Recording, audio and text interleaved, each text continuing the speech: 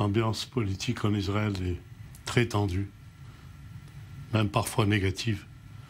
Elle touche le développement du pays, elle touche l'esprit du pays, elle touche aussi les citoyens qui en souffrent, qui ont un sentiment d'insécurité dans certains domaines.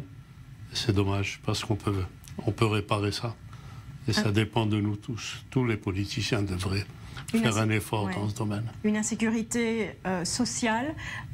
Vous êtes entré à la Knesset pour un mandat, vous l'aviez annoncé, pour tenter de réparer cette injustice sociale en Israël. Est-ce que les questions sociales ont avancé grâce notamment à ce que votre parti a pu faire dans cette cadence? Oui, beaucoup de choses ont changé dans le bien. C'est pas fini. La pauvreté, c'est une lutte qui se fait tout le long d'une vie.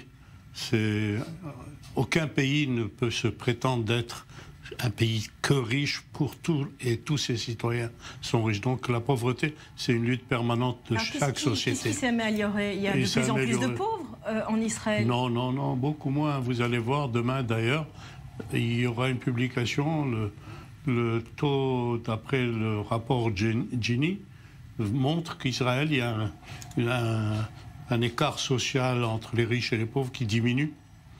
Nous avons développé des budgets, débloqué plutôt des budgets, plus de 34 milliards de shekels en moins de 3 ans.